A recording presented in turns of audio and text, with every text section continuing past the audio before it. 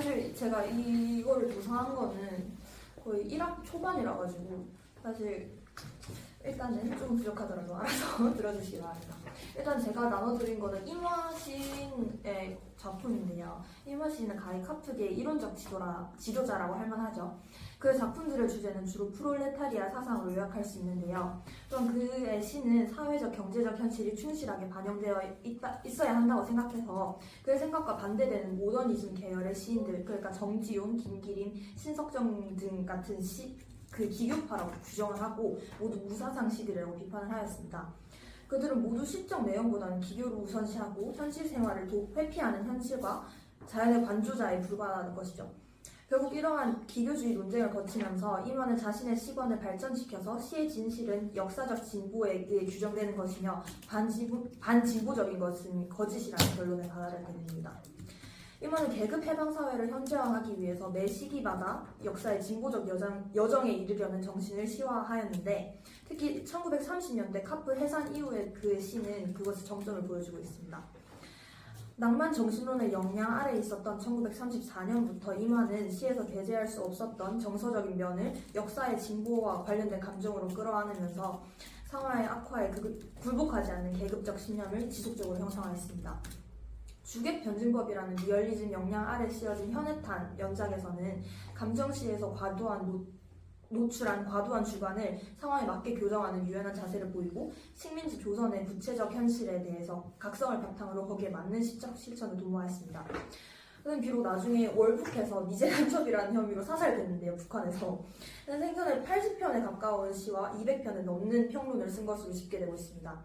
그렇게 더욱이 그는 한국 현대 시와 비평사 그리고 현대 문학 연구사에서 중요한 위치를 가리는데 이제까지 학교에서는 임화 관련된 시들을 잘 안 배우잖아요. 그래서 일제강점기 시인들 중에 저항시인이나 모더니즘, 서정적 시인이 아닌 다른 작품도 만나보고 싶어서 이번 기회에 이걸 탐구하게 되었습니다. 그 시를 한번 보시면은 이 작품은 사실 이게 현해탄이라는 시집에 제가 가지고 온 건데 제가 시집을 읽으면서 작가의 특성이 가장 두드러지는 부분이라고 생각이 들어서 가져온 거거든요. 이마 부모님 또한 이 시를 보고 바다의 창가는 이로부터 내가 작품을 쓰는 새의 영역의 출발점으로서 특히 넣었다고 할 수 있다라고 할 만큼 이마도 그렇게 생각했다고 합니다.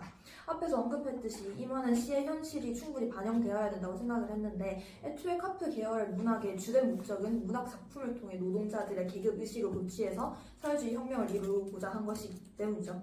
그럼 다시 시로 돌아가 보면 바다에게 너의 가슴에는 사상이 들었냐 묻고 시인의 입에는 마이크 대신 재갈이 물려지는 상황을 열정이 침묵 가운데 최후를 의탁할 때를 얘기하고 있습니다. 그런 상황에서 바다에게 몸부림치는 육체의 곡조를 반주하라고 하고요. 이는 시련 속에서도 자신의 신념 따위로 굽히지 말라는 뜻이라고 생각합니다. 이 시가 처음 발표된 것은 1937년 6월 23일 조선일보에서였는데 이 시대적 배경을 고려한다면 아마 자신의 신념을 독립의지 또는 사회주의의 신념이라고 생각을 할 수 있겠죠. 이만은 이 작품을 통해 직접적으로 독자들에게 자기가 말하고 싶은 것을 말한다고 생각합니다. 앞에서 꾸준히 제가 말씀드렸다시피 이 말을 얘기할 때는 카프 문학을 빼고 말씀드릴 수 없는데 1931년 만주사변을 시작으로 파시즘의 광기 속에서 내달려갔고 이에 따라 일본 국내에서조차도 식민지 조선에서도 당연히 사회주의 문학 단체가 속속이 해산당했고 당연히 카프도 사실상 조직에 이름 남아있었지만 결국 1935년 이만은 자신의 손으로 카프 해산 신고서를 경찰서에 제출할 수밖에 없었습니다.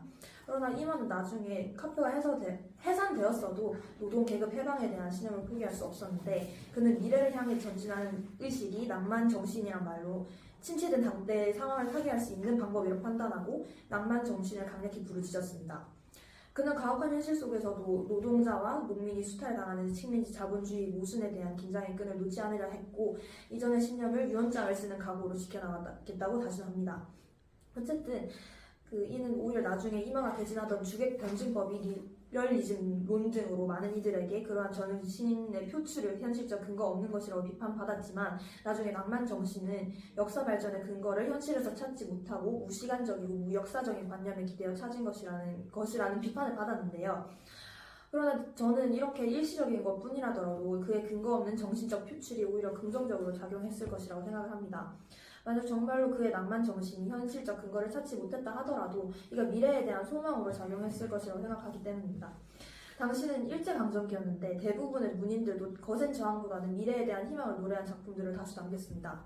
비록 이마의 본래 신조가 꺾이지 않고 사회를 바꿔야 함을 노래한다고 했음에도 이와 반대되는 작품들을 비판한 거지만 그 또한 변할 수 있다고 생각을 해서 어쨌든 이 주제를 잡아서 발표하게 됐습니다. 이상입니다.